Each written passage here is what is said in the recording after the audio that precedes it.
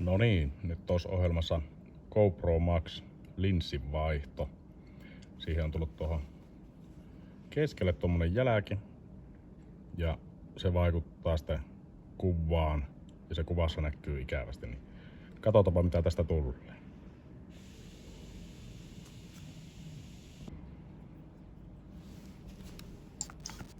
Elikkä pistepuikolla ja mielellään tämmönen iskevä ja nuihan se hajosi. Elikkä tuolla iskevällä saadaan tuohon aika hyvä voima ja se linssi hajuaa tuosta pois.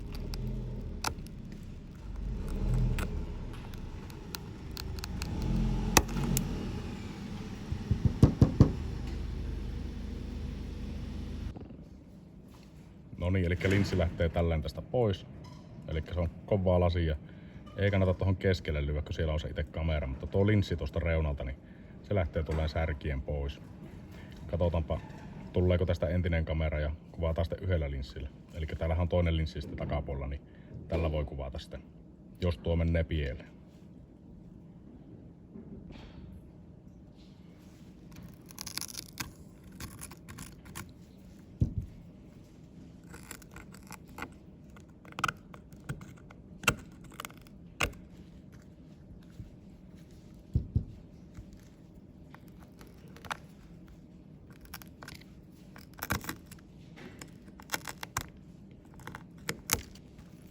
Suosittelen tähän varovaisuutta, ettei tarvi ostaa itse kameraa tuonne sisälle.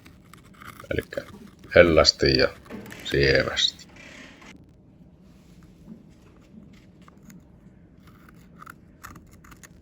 Tässä on aavistuksen liian iso työkalu tuohon hommaan, mutta tulipahan nyt pärkättyä.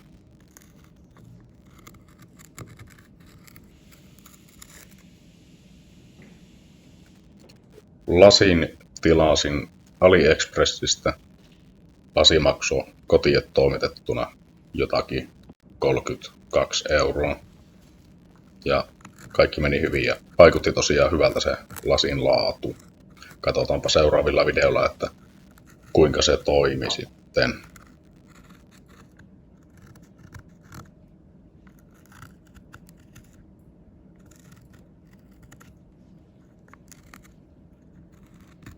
Ja tiivistin tuon silikonilla, Kentin silikonilla, ja siitä se silikonin laittaminen jäi mulla kuvaamatta, mutta varovasti sitä silikonia, että se ei ole tuolla kamerassa. Ja lasi painetaan tuohon paikalle.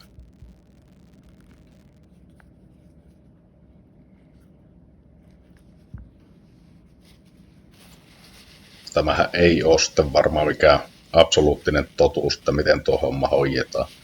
Tämä on minun tapa toimia tässä asiassa.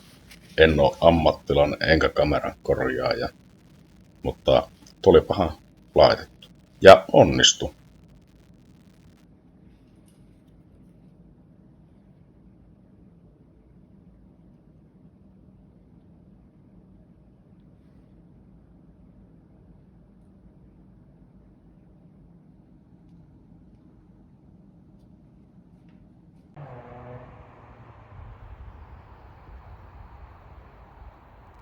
Ja pihalla kävin kokeilemassa. Lasi tuossa kamerassa on ihan täynnä sormenjälkiä, mutta kyllä sitä näkee, että ainakin kuva on suht selkeä.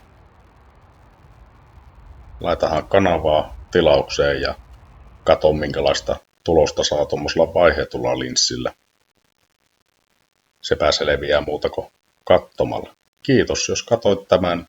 Laita kanava tilaukseen, tykkää, jaa, kommentoi ja ihan kaikki muut lässytykset päälle. Kiitos.